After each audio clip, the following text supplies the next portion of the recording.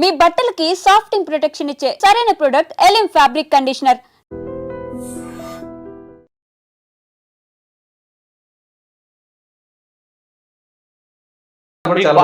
నాకు మంచి ఫండ్ సంగతి చెప్పండి. ఎవరిదండి? నాదా? అక్కడ మీకు దొరికిన కేసుల్లో ఇదే ఈ మధ్యన మనం చూశారు కదా, ఒక అతను ఆప్ చేసి యాక్చువల్గా మేము వెహికల్ హెల్మెట్ కేసులు రాస్తున్నాం. హెల్మెట్ కేసులు రాస్తుంటే ఆపోజిట్ రూట్లోనే వచ్చాడు. వచ్చి కరెక్ట్గా మా చేసి చోటకు వచ్చి స్టన్ అయిపోయాడు, అలా ఆగిపోయాడు. తెలియలేదు తెలియలేదంటే అది చెప్తే నేనండి. ఆగిపోయిన తర్వాత ఏంటి ఇలా వచ్చావేంటారు నువ్వు అని అడిగా. ఇలా వచ్చావు ఏంటంటే ఏం లేదు, మా బామ్మది గొడవ అయింది, ఆడిని తీసుకెళ్దామని వచ్చాను. ఆడిది చాలా స్మెల్ అవుతుంది, నువ్వు మందు తాగావని అడిగాను. మందు తాగావంటే ఏదో కొత్త తాగాను సార్ అన్నాడు. ఎందుకు వచ్చావు మరి బండి తాగు, బండి నడుపుతున్నావు అంటే మా బామ్మది కూడా ఎక్కువ అయిపోయింది, అందుకే ఆడిని తీసుకెళ్ళడానికి వచ్చాను. నువ్వు ఎంత తాగు? 90 వేసావని అడిగాను. నేను 90 అది 3 క్వార్టర్లు వేసానని చెప్పాడు. నాకు నిజంగా ఆ రోజు 3 క్వార్టర్లు వేసి మందిలా నడుతున్నారా బాబు అనిపించింది. అవతలోడు వచ్చాడు, వచ్చి సార్కి ఒక 200 ఇచ్చే సరిపోద్దంటే వాడు వెనకాల నుంచి 500 కాయలు ఇస్తే ఆడంటాడు 500 చిల్లర ఇవ్వలేరు రా మళ్ళీ 200 ఇవ్వరా అంటాడు. అది నాకు అలా అంటే మందు ఎంత తాగారంటే వాళ్ళు ఏం మాట్లాడుకుంటున్నారు ఏం చేస్తున్నా కూడా తెలియట్లేదు వాళ్ళకి. అంటే నేను చిల్లర ఇవ్వాలంటే వాళ్ళకి చిల్లర ఇవ్వకపోతే మళ్ళీ ఆయన దగ్గర చిల్లర ఉండదేమో, చిల్లర ఇవ్వలేడేమో. ఆ టైంలో పక్క వెళ్ళిన తర్వాత మళ్ళీ ఇదే దాంట్లోనే అయిపోయిన తర్వాత కూడా ఎందుకు ఇచ్చారు 500 ఎందుకు ఇచ్చారు, అందుకే ఆయన కోప్పడిపోయి మనం లిగ్ పెట్టేసేటరా 200 ఇస్తే సరిపోయింది కదరా.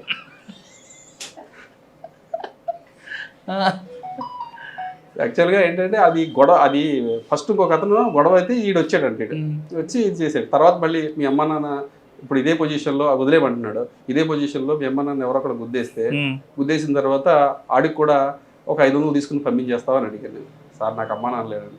అమ్మ నాన్న లేరు పని, అమ్మ నాన్న లేనప్పుడు ఎలా ఉండాలంటే అది ఏదో సమాధానం చెప్పిన తర్వాత కాసేపిన తర్వాత అంటాడు మా అమ్మగారు కాలు బాల్ వేస్తారు తీసుకురాడు. ఇప్పుడే కదా మరి అమ్మ నాన్న లేరని అంటే అమ్మ కాదు సార్ మామ అంటాడు వాళ్ళని. అంటే ఆయన ఆ మందు ఆగిన తర్వాత రకరకాలుగా ఉంటుంది అనమాట. అక్కడి నుంచి ఏదో రకంగా ఎస్కేప్ అవ్వాలి, ఎలా అవ్వాలి, ఏదో సమాధానం చెప్పాలి వాళ్ళు. మళ్ళీ మేస్త్రి దగ్గర ఈయనంటాడు నేను ఇన్ఛార్జ్ అని అంటాడు. ఆ పక్కడు వచ్చి అంటాడు మేస్త్రి దగ్గర పని చేస్తానంటాడు. మేస్త్రి దగ్గర పని చేయడం అంటే మరి ఇన్ఛార్జ్ అంటున్నావు కదా అంటే అదే సార్ ఇన్ఛార్జ్ అదే అంటాడు. నువ్వెందుకు ఏం చదువుకున్నావు అంటే ఎంఈసిఎస్ అంటాడు. యాక్చువల్గా నాకు మరి నేను పాతకాలం ఉంది కాబట్టి ఎంఈసిఎస్ అంటే ఈ మధ్యకాలంలో కొత్తగా వచ్చిందేమో అనుకుని నిజంగా నాకు ఏం తెలియదు అని చెప్పాను. ఎంఈసిఎస్ అంటే ఏంటి తెలియదు చెప్పి మధ్యలో ఆయన మీకు సారీ ఫర్ ద డిస్టర్బెన్స్ అంటాడు కదేంటి. యాక్చువల్గా చాలా మంది నా వీడియో చూసినప్పుడు నేను దూరం ఉన్నానంటే వాళ్ళు ఏమనుకుంటారంటే అంటే ఏదన్నా క్యాస్ట్ పరంగా అలాంటి కాదు, వాళ్ళ స్మెల్ భరాయించలేక కొద్దిగా దూరం ఉండమంటారు అంతే తప్పించి వాళ్ళ ఏదో ఇదే. ఆ తర్వాత అతను అన్నదానికి నాకు మళ్ళీ అతని మీద చేసి ఏమన్నా బాబంటే ఎంతవరకు చదువుకున్నావంటే ఎంఈసిఎస్. ఎంఈసిఎస్ అంటే అదే మ్యాథ్స్ ఏదో చెప్పాడు. మ్యాథ్స్ ఎకనామిక్స్ నేను అనుకున్నాను నిజంగా ఉందేమో అటువంటిది కూడా అన్నాను. ఇంగ్లీష్ బాగా వచ్చి బాగా వచ్చి సార్ నాకు ఏమొచ్చేట ఇదే sorry for the disturbance. Sir ఇవన్నీ ఎంజాయ్ చేస్తుంటారా? లేదు సరే పాపం మన మంది మీద ఉన్నాడు అని ఇందాక మనం అనుకున్నట్లుగా మన కుటుంబ సభ్యుడు అదే అనుకుని వాళ్ళకి నచ్చేపి పంపిస్తుంటారు? లేదండి, డ్రింక్ అండ్ డ్రైవ్ చేస్తే మాత్రం మేము మ్యాక్సిమం వాళ్ళకి ఊదించిన తర్వాత కేసు కట్టేస్తాం. డ్రంక్ అండ్ డ్రైవ్ చేస్తే వదిలే ప్రసక్తి ఉండదు. మేము ఎంజాయ్ చేయటం మా డ్యూటీ మేము చేస్తూ ఉంటాం. కాకపోతే వాళ్ళు వేసే క్వశ్చన్లు వాళ్ళు తాగిన తర్వాత వేసిందని మేము సమాధానం చెప్తూ ఉంటాం. సార్ ఒక్కొక్క క్వశ్చన్ చెప్పండి. టిపికల్ క్వశ్చన్ ఏమొచ్చాడు ఎవరైనా ఈ మధ్యన? టిపికల్ క్వశ్చన్ మరి మీ గవర్నమెంట్తో ఎందుకు అమ్మిస్తున్నారు సార్ అని అడిగాడు. గవర్నమెంట్ మీరు తాగకూడదు కరెక్టే, మమ్మల్ని తాగనివ్వరు, మరి గవర్నమెంట్ మరి చెప్పొచ్చు కదండి సార్ మీరు అన్నాడు. యాక్చువల్గా నేను చెప్పాను గవర్నమెంట్ వాళ్ళ పాలసీలు వాళ్ళకు ఉంటాయి, మీ ఆరోగ్యం మీకు ఉంటుంది, మీరు మీ యొక్క ఫ్యామిలీకి ముఖ్యం. మీరు అదేవిధంగా మీరు తాగితే మీకు ఆరోగ్యం చెడిపోద్దని మీకు తెలుసు, అయినా సరే మీరు తాగుతారు, మీరు చెప్పండి ఇప్పుడు మీరు తాగుతున్నారు అంటే వాళ్ళు ఇస్తున్నారు కదండి, డబ్బులు మిగిపోతున్నాయి, ఆరోగ్యం మిగిపోతున్నాయి, వాళ్ళు ఇస్తున్నారండి. గవర్నమెంట్కి ఏదో కొంతమందికి ఎవరికి ఇంటి దగ్గర తాక్కుని వాళ్ళకో లేకపోతే కొన్ని వర్గాలకు వాళ్ళకి ఇస్తుంది, అందరికీ తాగమని ఎక్కడ చెప్పట్లేదే. గవర్నమెంట్ చెప్పింది ఎక్కడనని నువ్వు తాగు బాబు నువ్వు తాగు బాబు నువ్వు తాగు అని చెప్పిందండి. అలా అంటారండి సార్, మరి ఎందుకు తెలిసిపెట్టింది ఇక్కడ అంటారు. నిన్ను తాగమని ఎవరైనా పిలిచారా అక్కడ? లేదంటాడు. మరి సార్ మీ సర్వీస్లో ఇంకా బాగా అంటే ఫండ్ కాకుండా ఒక ప్యాథటిక్ కేసు ఏమైనా గుర్తుందా? ప్యాథటిక్ కేసు అంటే ఈ మధ్యకాలంలో అంతగా నాకు గుర్తులేదు సార్. ప్యాథటిక్ కేసు సార్ ఫైనల్గా చెప్పండి, విజయవాడ పబ్లిక్ క్షేమంగా ఉండాలి, డ్రంక్ అండ్ డ్రైవ్లో పడకుండా ఉండాలి, హెల్మెట్ పెట్టుకోవాలంటే ఏం చేయాలి సార్? హెల్మెట్ అందరూ కూడా పెట్టుకోవాలండి, పెట్టుకోవాలి అని చెప్పేసి గౌరవ హైకోర్టు చెప్పింది, తర్వాత చాలామంది ఐపీఎస్ ఆఫీసర్లు కానీ మా అంటే వాళ్ళు చెప్తేనే పెట్టుకోవాలా, మనకు మనం పెట్టుకోవాలంట. అందరూ చెప్తున్నారు. కానీ ఎందుకు పెట్టుకోవాలి అంటే మీ ప్రాణం కాపాడుకోవాలి. మీ ఒకవేళ కనుక హెల్మెట్ పెట్టుకోకుండా మీరు చనిపోతే కనుక మీరు ఒక్కళ్ళే కాదండి రోడ్డును పడితే మీరు చనిపోతారు బాగానే, మీ కుటుంబం మొత్తం నలుగురుంటే నలుగురు, ఐదుగురుంటే ఐదుగురు, వాళ్ళ యొక్క ఫ్యూచర్ మొత్తం అంతా కూడా నాశనం అయిపోతుంది. చాలామంది నన్ను క్వశ్చన్ చేశారు కూడా, హెల్మెట్ పెట్టుకోకపోతే నేను పోతా, మీకేంటి సార్ అని అంటున్నారు. ఓకే, మీరు ఒక్కళ్ళే పోతారు, కానీ తర్వాత మీ ఫ్యామిలీ, మరి మీ ఫ్యామిలీ కూడా రోడ్డు మీదకి వెళ్తుంది కదా.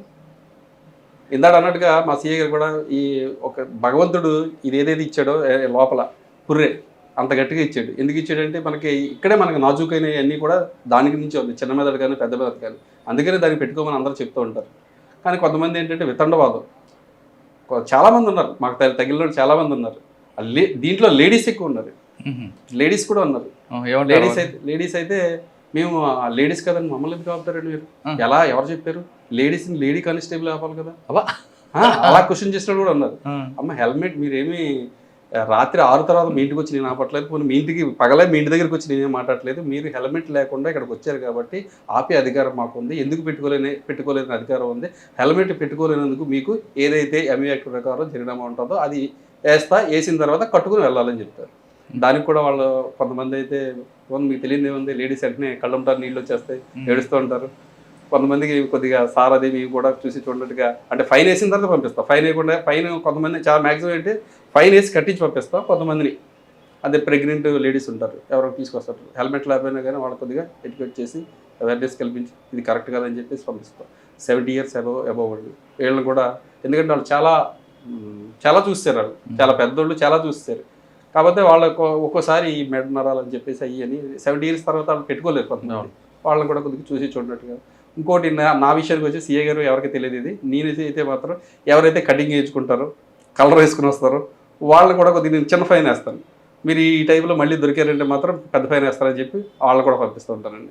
ఎందుకు అంటే వాళ్ళు ఇప్పుడు మన కటింగ్ వేసుకున్న తర్వాత కలర్ వేసుకున్న తర్వాత అది మొత్తం దారి కట్టుకుంటుంది కదా, అది కూడా అంటే కటింగ్ చేసుకుంటే దగ్గరలో ఉంటాడు కాబట్టి అది అవ్వదు. యాక్చువల్గా అయితే దగ్గర అయినా దూరం అయినా సరే కంపల్సరీ హెల్మెట్ పెట్టుకోవాల్సిందే. ఆ ఒక్క విషయంలో నేను ఆ కటింగ్ వేసుకున్న వాళ్ళకి మాత్రం నేను ఇస్తాను.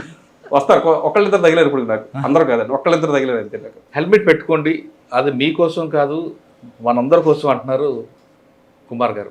ఆయన చెప్తున్నట్టుగా పోలీసులు చెప్పారనో హైకోర్టు చెప్పిందని కాకుండా మీకోసం మీ కుటుంబం కోసం హెల్మెట్ తప్పనిసరి అని చెప్తున్నారు. ఒకవేళ హెల్మెట్ లేకుండా ఏమైనా ప్రమాదం జరిగితే మీకు ప్రమాదం జరిగితే మీ కుటుంబం అంతా రోడ్డు మీకు వస్తుంది కాబట్టి ముందు ఇంటి పెద్దగా కానీ ఇంటి కొడుకు కానీ ఏదైనా సరే మీరు హెల్మెట్ పెట్టుకొని డ్రైవింగ్ చేయండి అంటే చెప్తున్నారు. ఇక్కడికే కదా అక్కడికే కదా బయటికే కదా, గత సంవత్సరాలుగా కొన్ని సంవత్సరాలకి హెల్మెట్ లేదు డ్రైవింగ్ చేస్తున్నామంటే కుదరదు. ఇక్కడ మారుతున్న కాలానికి అనుగుణంగా మనం కూడా మారాల్సిన అవసరం ఎంతైనా ఉందంటూ చెప్తున్నారు. ఇక ఆయన చేసిన వీడియోలో ఆయన ఓపికకి మనందరూ కూడా సెల్యూట్ కొట్టాలి. మొన్న ఒక జరిగింది వాట్సాప్ కంప్లైంట్ ఒకటి వచ్చింది, ట్రిపుల్ రైడింగ్ అండి. ట్రిపుల్ రైడింగ్ అయితే అతన్ని నెంబర్ ద్వారా ట్రేస్ చేస్తే ఆ బండి గల అతను దుబాయ్లో ఉన్నాడు. ఆయన దుబాయ్లో ఉంటే ఆయన బాగానే రెస్పెక్ట్గా మాట్లాడిన అతన్ని పంపిస్తాం సార్ అని చెప్పాడు. ఆయనకు కూడా పెట్టాము వీడియో. అది ఆయన ఆ పిల్లలు నాకు పంపించారు ఇక్కడికి. పంపించిన తర్వాత ఎందుకు నడిపారు అది చూస్తే స్కూటీకి డిఫరెంట్ సైలెన్సర్ పెట్టాడు వాళ్ళు. అది చాలా సౌండ్ పొల్యూషన్.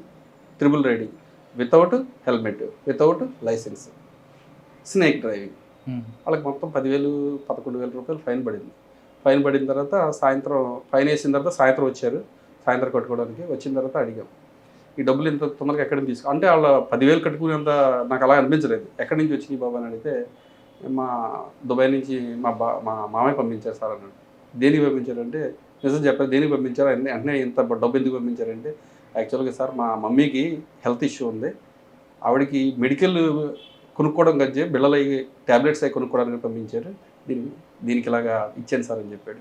నాకు కూడా చాలా బాధ వేసింది. కానీ మీకైనా బాధ వేస్తుంది వేయట్లేదా, ఆవిడ ఒక నెల లేదా 2 నెలలకు సంబంధించిన ట్యాబ్లెట్స్ సంబంధించిన ఆవిడ ఆరోగ్యం ఆవిడ ప్రాణాన్ని కూడా లెక్క చేయకుండా మీకు ఇచ్చింది అంటే వాళ్ళు నటించారు. తర్వాత రోజు మళ్ళీ సేమ్ పర్సన్స్ మళ్ళీ నలుగురు నాకు మళ్ళీ ఇక్కడ సీతన్పేట గేట్ దగ్గర ఎవరితో కనిపించారు. కాకపోతే మాకు పట్టుకోలేకపోయాం. అప్పుడు జడ్జెస్ మూమెంట్ జరుగుతుందని చెప్పి వేవి మూమెంట్ ఉండిపోయాను. ఈసారి దొరికితే మళ్ళీ ఇంకంతే వాళ్ళది ఎఫ్ఐఆర్ వరకు వెళ్ళలేండి. అవి మనకి రైడింగ్ ఫైన్ వేసి ఇప్పుడు ఇచ్చాము, అప్పుడు 1 నెల రోజులు 2 నెలలు ఇక్కడ పెడతారు. తొందరగా ఎవరు ఇంకా ఆయన చెప్తున్నట్లుగా ప్రతి వ్యక్తిలో కూడా కష్టం ఉంటుంది, కానీ హెల్మెట్ ఒకటి మస్ట్ వాడండి. మీరందరూ క్షేమంగా ఉండాలంటే, ఇంటి నుంచి వెళ్ళిన వ్యక్తి క్షేమంగా రావాలంటే ట్రాఫిక్ రూల్స్ పాటించండి అంటున్నారు కుమార్ గారు. ఇక బెజవాడ పోలీసులు చేస్తున్న అవేర్నెస్ క్యాంప్ మాత్రం రాష్ట్రం అంతా కూడా ఒక మోడల్గా తీసుకొని ఖచ్చితంగా అందరూ అమలు చేస్తే గత ఆంధ్రప్రదేశ్ రాష్ట్రంలో రోడ్డు ప్రమాదాలు కంప్లీట్గా కాకపోయినా కొంతవరకు తగ్గుతాయనే విషయం చాలా స్పష్టంగా తెలుస్తుంది. ఇది కుమార్ గారితో ఎక్స్క్లూజివ్ ఇంటర్వ్యూ. వచ్చే వారం మరొక మళ్ళీ కలుద్దాం. నమస్తే, థ్యాంక్ యూ అండి, thank you very much, all the best అండి.